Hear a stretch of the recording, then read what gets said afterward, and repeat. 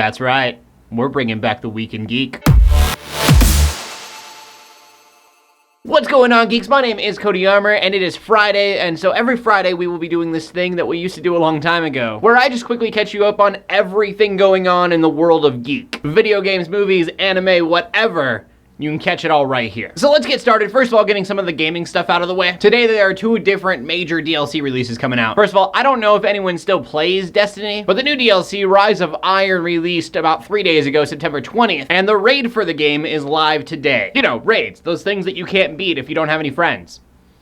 And then secondly, also coming out is Deus Ex Machina. Sorry, no, that's just a really weird movie. This is Deus Ex Mankind Divided. And the first story-driven DLC is out today. And then I'm gonna put this here because I don't know if it's actually anime or gaming news. Somebody took The Legend of Zelda and made a fan-made trailer in the style of Studio Ghibli. And it really hurts just a little bit right here, knowing that it's not really a thing, it's just a trailer. It's based off of Ocarina of Time. It looks gorgeous. I've actually been saying this for a long time, not specifically Studio Ghibli, although that looks great. But for years, I've been wanting a Zelda anime, kind of made by like Aniplex, that Full Metal Alchemist feel. And then moving on to movies, Assassin's Creed is being turned into a movie. You probably already know that. I was really disappointed when I heard that 60% of the movie was going to be modern day and then the rest of it was going to be historical. But now I might be a little bit happy about that because I hate reading subtitles and everything that takes place in Spain will be spoken in Spanish.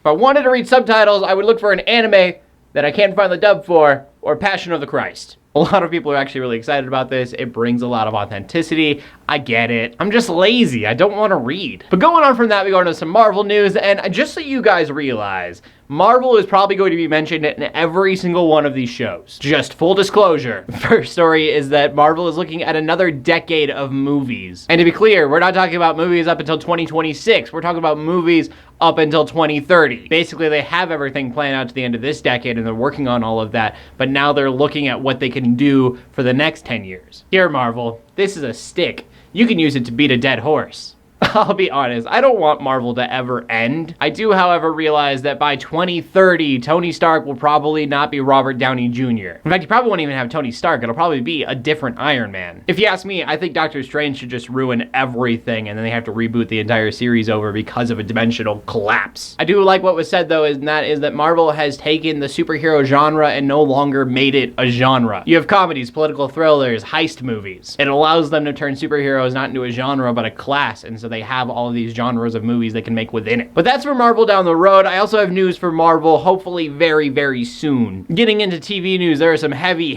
rumors that the GhostRider and the Punisher will somehow be crossing over, and yes. Now,